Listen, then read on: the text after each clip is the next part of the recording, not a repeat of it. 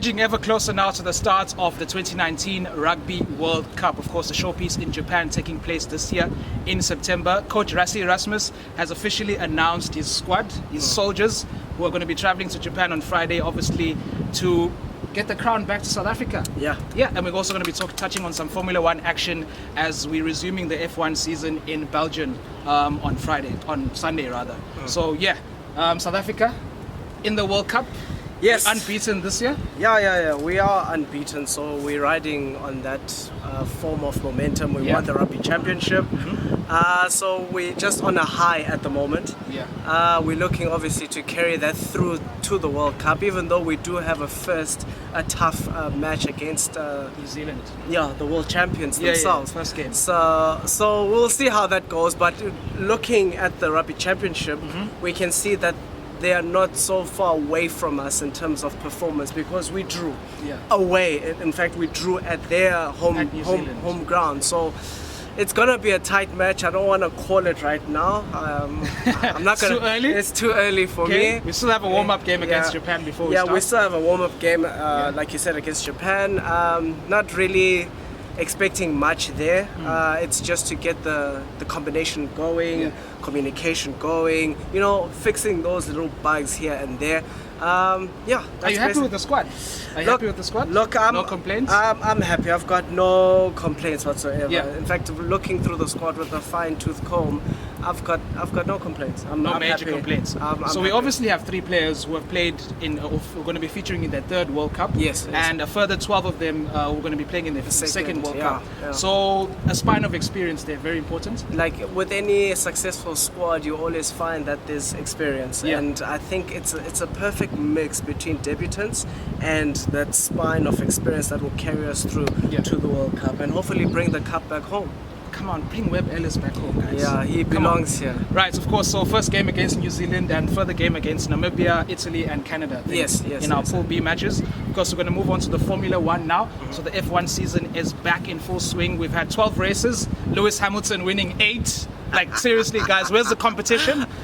Further 12 There's no competition when it comes to Lewis Hamilton. Further 12 races towards the end of the year, finishing in December the 1st, of course.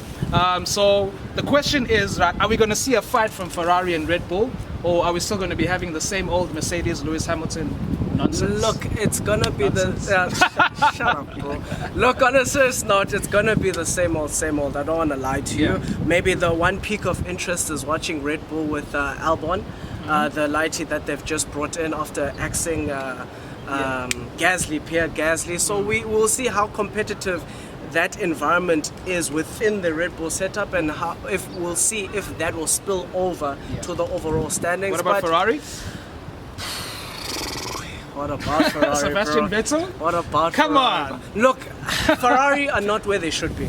I mean, these are this is a powerhouse of motorsports, not just Formula One, but just motorsports in general. One hopes that they can come back and give Lewis Hamilton a challenge, because, like I always state, Lewis Hamilton is one of the greatest, if not the greatest, but we also want to see that challenge because let's not forget, Sebastian Vettel is a 4-time world champion. Because a lot of people seem to forget that fact, that Sebastian Vettel does have that experience in him. He's got a lot of experience, and he's right up there. He's right up at the high echelons of greatness in Formula One. So we would like to see that come through, and for him to give Lewis Hamilton a run for his money. And actually, I think with that being said, Hamilton will also love a challenge, because I feel that he thrives under pressure. I mean, time and time again, he's pushed through adversity and been able to conquer those mountains that have been before him. But I feel, for the health of the sport, neutrals watching the sport, I feel if Ferrari can come to the party, we're having a fantastic Formula One season. And talking about competition, his nearest competition right now is his own teammate, Valtteri Bottas. He's like 69 points ahead of him. And that within itself is a disturbing fact, because let's be honest, Valtteri Bottas, they gave him a fair chance beginning of the season, but he hasn't been as good. In fact, he hasn't nearly been even halfway being good to Lewis Hamilton. And he's still second. Like that is more of a disparity against the Ferraris, against the Red Bulls and the Alfa Romeo. Okay, Alfa Romeo is a middle team, no offense to them, but to the other big teams. Where are they? They need to step up.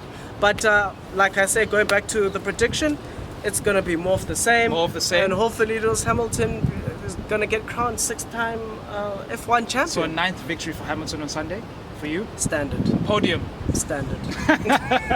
Okay, looking forward to that. Definitely. The qualifiers are going to start on Friday tomorrow, and then we're looking forward to the big race on Sunday. Free practice tomorrow, Friday, and then the qualifying Saturday, and then race day on Sunday. Yeah. And it's at an iconic racetrack in Belgium. So it's a fun track Sharp as well. curves of Belgium. Yes, it's a fun track as well. It seems to be a highlight of the season. Yeah. So let's just hope everybody goes out there and delivers action for us to enjoy as the spectators. Yeah, wrapping it up, Mr. Melane, we're done. Yes, guys, thank you very much for tuning in again. Please comment, like, subscribe, and click the notification bell, and we'll see you next time.